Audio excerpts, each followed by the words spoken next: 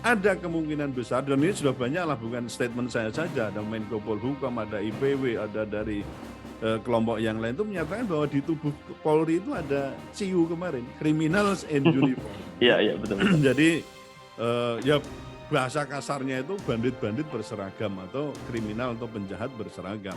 Nah, kesimpulan sebenarnya cuitan miring netizen atas kinerja polisi itu juga tidak aneh. Nah, tadi saya katakan saya ini kan termasuk orang yang merasa ada di situ ada keanehan ketika akun Div Humas Polri tadi mengusung pernyataan Wakapolri terkait dengan peringatan agar waspada tadi ya terhadap masuknya paham.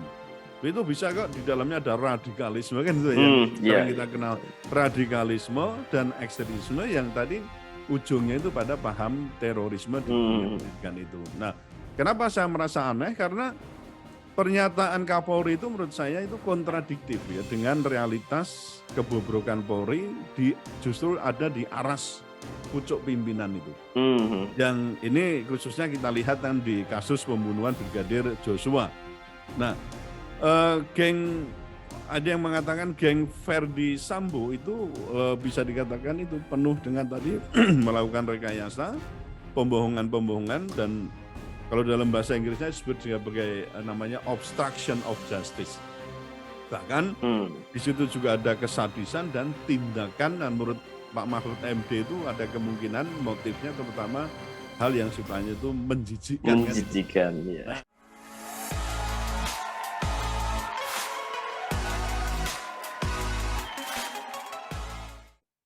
Assalamualaikum warahmatullahi wabarakatuh, Puan dan Tuan. Kembali lagi di segmen Tanya Profesor di satu-satunya channel yang radikal, ramah, terdidik, dan berakal, channelnya Prof. Suteki. Dan seperti biasa di samping saya sudah hadir Profesor Suteki. Assalamualaikum, Prof. Suteki. Waalaikumsalam warahmatullahi wabarakatuh. Prof. Suteki, ini terus berlanjut terkait dengan kemelut di tubuh Polri ini, Prof. Iya. Ya, jadi kali ini yang lagi ramai itu unggahan di akun Twitter Divisi Humas Polri yang memposting satu buah meme ini terkait dengan Wakapolri. Yeah. Jadi di tengah semua orang tahu Prof ini tuh lagi kemelut di tubuh Polri itu di kasus Verdi Sambo ya. Cuman apa yang disampaikan Wakapolri ini berbeda ya, berbeda arus ya. Ya, istilahnya seperti itu. Jadi Wakapolri bilang waspada paham terorisme masuk dunia pendidikan. Nah, ini sontak Prof. Jadi ketika posting ini sontak, hal ini mengundang banyak sekali komen netizen, cuman komennya itu seolah mempertanyakan, Prof. Ini saya izin cuplik dua buah komentar yang terdapat di akun Divisi Humas Polri. Yang pertama dari @zomet13. Beliau bilang kejauhan Pak mainnya. Mending urusin institusi Anda sendiri. Ada mafia di tubuh Polri. Atau fokus dulu ke kasus Sambo dan kasus yang tenggelam karena alasan CCTV mati. Aduh, katanya gitu. Nah, ini juga dari komentar @Jaya Karmo ya. Di tubuh Polri sendiri bahkan bukan saja ada mafia, tapi lebih kejam dari teroris. Cuman pandangan dan isunya tertuju pada umat Islam. Ya. Seperti Polri juga sudah jadi anti agama Islam nih, katanya Jayo Karmo. Ini Prof, apa tanggapan jenengan mengenai cuitan akun Divisi Humas Polri dan komentar miring mungkin, nggak percaya dari netizen ini, Prof? Ya, beberapa hari yang lalu atau mungkin kemarin ya, saya juga sempat untuk membuat artikel yang sebenarnya itu sebagai counter lah apa yang dimuat di akun Facebook ya. Setahu saya itu akun Facebook Div Humas Polri yang memuat pernyataan Polri bahwa ya kita diminta untuk waspada itu terhadap masuknya paham itu ya, paham terorisme ke dunia pendidikan. Dan saya kira memang begini Mas, netizen dan atau juga warga masyarakat lainnya itu sudah menangkap bahwa untuk kasus Brigadir Joshua ya, pembunuhan Brigadir Joshua itu kan penuh dengan rekayasa. Penuh dengan kebohongan, intrik dan seterusnya itu. Nah, ini itu dipandang sebagai puncak dari gunung es. Dan sekaligus ini menjadi kotak Pandora yang akan memicu terbukanya kebobrokan lain di institusi Polri. Ini kan yang ditangkap begitu. Betul, betul. Nah, jadi dalam hal ini warga masyarakat itu menilai jika kasus internal saja penanganannya penuh dengan rekayasa, intrik gitu ya, sadis dan juga tadi dikatakan lebih kejam dari teroris begitu. Apalagi kalau kasus itu menimpa masyarakat yang ada di luar institusi Polri. Ini kan Iya. berarti pemikirannya kalau ditarik garis lurus kan boleh jadi kan itu. Penanganan korupsi, terorisme, kemudian narkoba, perjudian, prostitusi, dan seterusnya itu selama ini mungkin ditangani juga dalam tanda kutip ya ada dugaan di situ juga banyak ada rekayasa, intrik, bisa juga jual beli perkara dan bahkan ada kemungkinan besar juga terjadi namanya mafia perkara. Kita juga kenal ada mafia kasus kan gitu kan. Ya, betul. Dan hal itu saya kira tidak salah ya jika dalam hal ini itu masyarakat berpandangan yang demikian itu. Yang kemarin kita pernah sebut bahwa ada kemungkinan besar dan ini sudah banyak lah bukan statement saya saja, ada Menko Polhukam, ada IPW, ada dari kelompok yang lain itu menyatakan bahwa di tubuh Polri itu ada CIU kemarin, Criminals in Uniform. Iya, betul. Jadi ya bahasa kasarnya itu bandit-bandit berseragam atau kriminal atau penjahat berseragam. Nah, kesimpulan sebenarnya cuitan miring netizen atas kinerja polisi itu juga tidak aneh. Nah, tadi saya katakan saya ini kan termasuk orang yang merasa ada di situ ada keanehan ketika akun Divhumas Polri tadi mengusung pernyataan Wakapolri terkait dengan peringatan agar waspada tadi ya terhadap masuknya paham. Itu bisa kok di dalamnya ada radikalisme kan itu yang sering kita kenal. Radikalisme dan ekstremisme yang tadi ujungnya itu pada paham terorisme di dunia pendidikan itu. Nah, kenapa saya merasa aneh? Karena pernyataan Kapolri itu menurut saya itu kontradiktif ya dengan realitas kebobrokan Polri justru ada di aras pucuk pimpinan itu. Yang ini khususnya kita lihat kan di kasus pembunuhan Brigadir Joshua. Nah, geng ada yang mengatakan geng Verdi Sambo itu bisa dikatakan itu penuh dengan tadi melakukan rekayasa, pembohongan-pembohongan dan kalau dalam bahasa Inggrisnya disebut sebagai namanya obstruction of justice.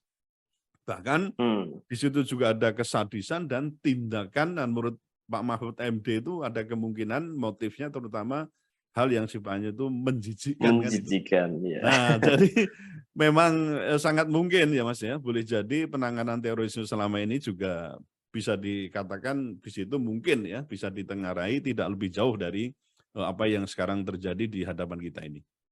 Oke, baik. Prof, apa sih tantangan yang akan dihadapi Polri ketika misalnya kasus Sambo itu tidak selesai atau menggantung, tapi opini terorisme terus digaungkan Polri ini, Prof? Ya, jika kasus FS ini tidak tuntas dan opini tentang terorisme itu terus digaungkan, sementara kita lihat di situ ada fakta-fakta terkait dengan kasusnya Verdi Sambo ya terutama itu terungkap dan ada juga pengakuan-pengakuan dari para pelaku, maka ini akan semakin membuktikan bahwa industri hukum di negeri ini makin kokoh gitu ya. Kalau itu ini tidak kita tangani dengan baik. Nah, apalagi kalau soal radikal-radikal yang dikatakan sebagai biang terorisme itu dialamatkan kepada umat Islam. Hal ini juga makin membuktikan bahwa aparat penegak hukum itu terkesan ya khususnya dalam ini juga melibatkan polisi itu memang sudah menderita Islamofobia dan terkesan juga itu memusuhi umat Islam terutama para pejuang syariat Islam kafah gitulah ya yang lebih tepatnya ke sana. Nah, sementara kita lihat di sisi lain terorisme di Papua yang notabene itu dilakukan bukan oleh umat Islam kan itu kan mereka tidak beragama Islam setahu saya itu terkesan sulit untuk dilakukan atau diberantas atau ya ada orang yang mengatakan bahwa kok terkesan ada pembiaran ya padahal juga ada upaya-upaya tapi mungkin sungguh-sungguh di situ. Nah, tapi intinya itu kan tidak kunjung diselesaikan. Padahal kita akan punya Densus 88, punya Brimob, punya TNI. Ya, dalamnya ada Kopassus, ada BIN, ya kita punya senjata juga kan juga modern-modern juga strategi perang yang kemarin kan beberapa kali diasah ya dengan latihan perang bersama misalnya dengan pasukan Amerika ya Betul, dikenal betul. dengan program Garuda Shield itulah itu bagaimana kok bisa di sisi lain kok ada fakta semacam itu. Nah intinya penegakan hukum akan timpang ya, tajam ke bawah dan tumpul ke atas, lunak ke kawan dan nyala ke pihak yang dianggap musuh, apalagi kalau kita sebut namanya yang biasa diopinikannya adalah common enemy misalnya. Nah, persoalan radikalisme, terorisme, ekstremisme itu kan dianggap sebagai common enemy. Meskipun baru terduga saja bisa mati itu, baru terduga.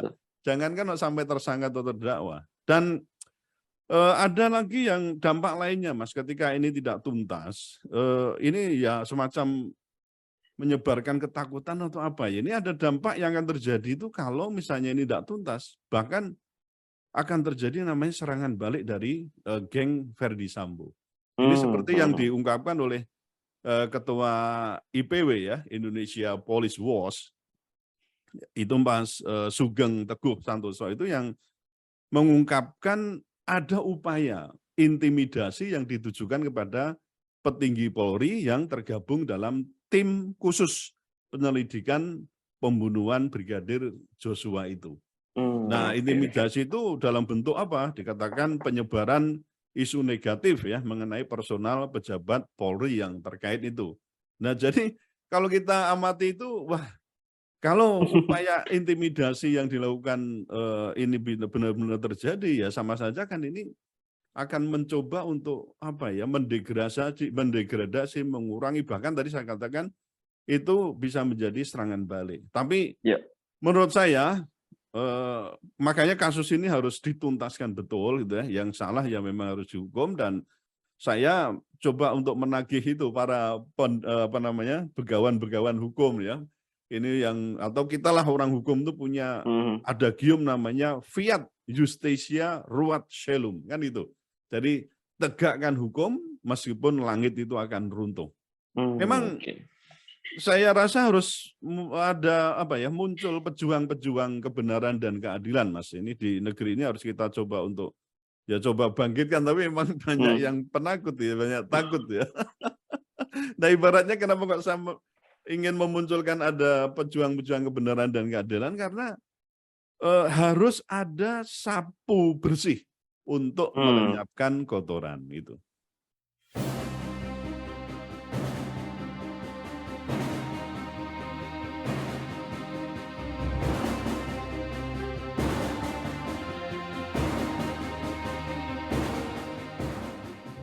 Ya. Baik, Prof.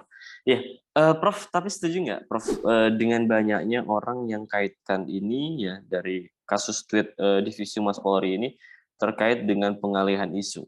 Ya, saya kan juga memuat yang tadi Mas sampaikan ya, pernyataan Wakapolri itu di Facebook saya. Ya langsung kontan ada yang menanggapi, wah itu pengalihan isu macam-macam. Ya memang netizen itu terkesan sadis ya kalau komentar itu ya.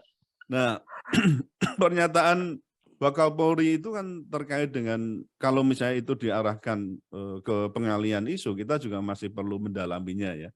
Dan saya kok yakin meskipun ada upaya tersebut, rakyat sekarang itu sudah banyak yang mulai melek hukum, melek politik, Mas. Dalam hal ini ya, rakyat dalam segala lini menurut saya itu akan terus untuk memantau pergerakan dan perkembangan kasus pembunuhan Brigadir Joshua ini ya, detik demi detik, menit per menit, melebihi sinetron atau drama Korea loh, Mas. Ini istri saya yang biasanya agak cuek-cuek saja itu, wah tiap detik itu hampir ya menyimak, mencari berita, terus begitu. Bahkan ada yang mengatakan pula bahwa wah kasus ini itu melebihi drakor gitu ya. Melebihi drama Korea gitu. Tapi yang aneh di sini, saya kok menangkap kesan bahwa netizen yang dulu pernah dijuluki sebagai buzzer itu ya, mengapa kok memilih bungkam ya atas kasus yang ini besar? Ya, ini kasus besar. Kasus ini pembunuhan Brigadir Joshua itu besar karena di dalamnya sudah diketahui bahwa dia ada intrik, rekayasa kebohongan, dan sekaligus kekejian dan juga kejijikan itu. Nah, saya tidak bisa membayangkan ya misalnya kasus tersebut dilakukan oleh polisi, kalau dulu di KPK kan ada polisi anggota KPK yang Taliban kan itu ya, dalam tanda kutip gitu ya. Nah di tubuh Polri juga pernah muncul itu isu namanya polisi sunnah. Nah, coba kalau iya, itu iya. dilakukan oleh orang-orang polisi dalam tanda kutip sunnah itu yang setelah nacingkrang gitu mungkin ada sedikit lah melihara jenggot, ya, pakai gamis beberapa atau pakai peci. Itu dapat dipastikan Mas, semua stasiun TV itu akan pindah ke Duren 3 itu. Ya kan? Wah, ini berita akan digoreng 25 jam sehari dan 8 hari seminggu itu. Terus itu ya. Tapi ginilah Mas, menurut saya yakinlah ya kasus ini akan terus dikawal oleh rakyat dan FS dan kawan-kawan menurut saya akan dipidana. Keyakinan saya itu juga didorong oleh kenyataan ya, ada sebuah berita yang menyatakan bahwa ada seorang jenderal yang sampai mempertaruhkan jabatannya. Jadi dia akan siap untuk mengundurkan diri kalau FS tidak ditetapkan sebagai tersangka. Tapi nanti di end-nya vonis bagaimana kita nggak tahu. Tapi hanya di awal ini dia bertaruh ya dengan jabatannya itu akan mengundurkan diri kalau sampai Ferdy Sambo itu tidak ditetapkan sebagai tersangka. Nah itu mungkin sebagai sebagai wakil dari sekawanan polisi yang lurus ya, atau kita sebut sebagai polisi garis lurus ya. Saya yakin masih banyak polisi yang tadi di sekawanan garis lurus itu. Amin. Ya. Prof, terakhir Prof, apa tanggapan Prof Suteki terkait dengan sikap skeptis rakyat dan juga bagaimana cara Polri untuk mendapatkan kembali kepercayaan? Karena sikap skeptis rakyat itu sudah sampai pada opini-opini yang seperti ini, Prof. Yang saya kutip dari komentar di akun Divisi Humas Polri. Jadi ada salah satu netizen yang bilang, entah kenapa masalah terorisme selalu muncul menyusul kasus-kasus besar. Terrorism schedule. Gitu. Jadi benar-benar skeptisnya itu skeptis banget, Prof. Iya. Semua itu terjadi karena rakyat ya, meskipun tampak tidak berdaya ya di negara yang konon katanya kita ini negara demokrasi itu, tetapi mereka itu kan punya rekaman kejadian-kejadian besar ya khususnya dalam penegakan hukum dan juga isu-isu yang terkait. Nah, kasus yang sedang berlangsung ketika itu berpotensi merugikan kepentingan institusi, apakah itu pemerintah dan seterusnya, memang terkesan, saya mengatakan terkesan karena memang tidak selalu begitu ya, cenderung diikuti dengan kasus lain yang berpotensi dianggap mampu untuk mengalihkan atau menutupi kasus yang tengah terjadi itu. Nah, isu terorisme sekarang ini saya kira tidak lagi seksi Mas ya, karena rakyat tadi saya katakan sudah juga disajikan fakta ya, atau dijejali fakta betapa penegakan hukum dalam kasus ini terkesan tebang pilih. Apa yang misalnya dialami oleh HRS, kemudian ada Munarman, ada para ustadz ya, ulama yang dituduh radikal ekstrim ya, dikaitkan dengan terorisme itu tidak sepadan gitu ya dengan penegakan hukum atas kelompok tadi yang saya sebut KKB teroris separatis ya di Papua, yang jelas sudah banyak membunuh, merusak dan meneror warga ya, bukan hanya sipil tapi juga sampai di aparat penegak hukum ya, TNI pun itu kan kena